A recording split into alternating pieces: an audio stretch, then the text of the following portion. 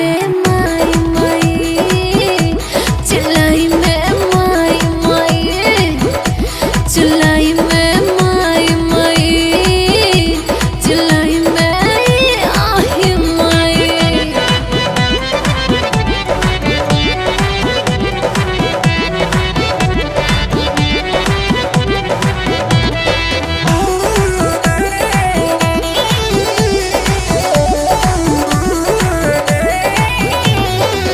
फूल जैसी मेरे जवाने संग किया मन माने, हाँ फूल जैसी मेरे जवाने संग किया मन माने। बंद के वाड़े खोल के साड़ी काट लिया खूब जानी, कर दिया वो मुझे पानी पानी, कर दिया वो मुझे पानी पानी। नहीं समझा मेरी परेशानी, दिया दर्द का नहीं वो दवाई।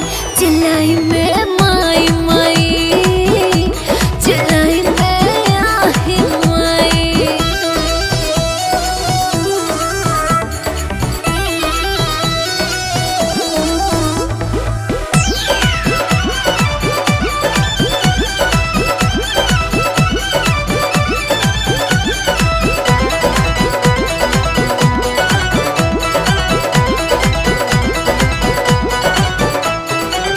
लाज खुल के कहूँ मैं कैसे अपने दिल की बतियाँ,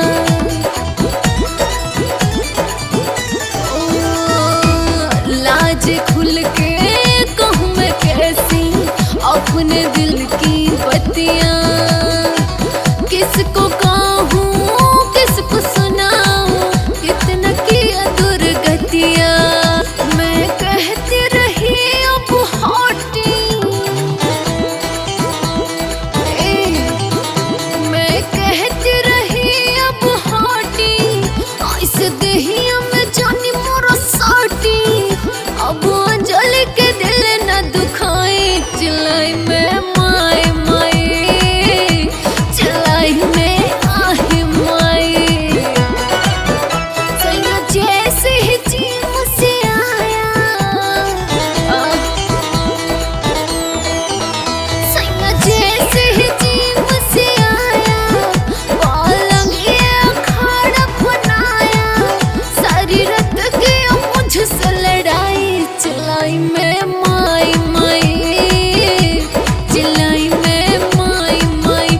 सैया जैसे ही चीम से आया, पलंग ये अखाड़ा बनाया। सारी रात की मुझसे लड़ाई, चिल्लाई में